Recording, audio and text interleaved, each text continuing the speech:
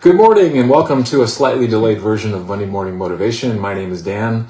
The theme that we're going to talk about today for just a couple of minutes is be quick to forgive.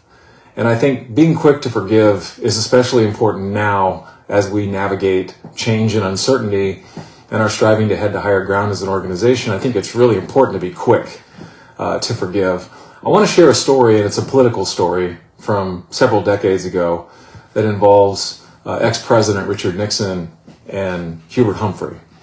They, as you might imagine, were competitors and didn't have a great relationship with one another at all.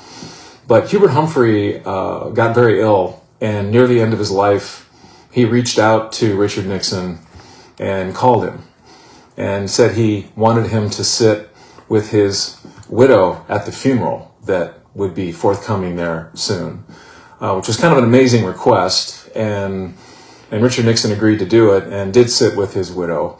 But I want to read to you just a little bit of what Humphrey said. From this vantage point, with the sun setting on my life, all the speeches, political events, the crowds, and fights are behind me. At a time like this, you're forced to deal with the irreducible essence, forced to grapple with that which is really important to you. And I have concluded about my life, when it is all said and done, we must forgive each other and redeem each other and move on. And the reason I wanted to share that story with you today is I think it's such a wonderful lesson for all of us to look at when we think about individuals that might have let us down, disappointed us, or that we don't really prefer.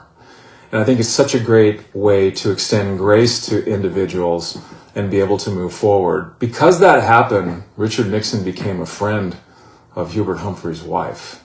What an amazing facilitation that took place for that to be able to happen. So I've got a closing suggestion for you, and I'll just read it because I wrote it down. The best time to forgive is before we are ever offended. The next best time is right now.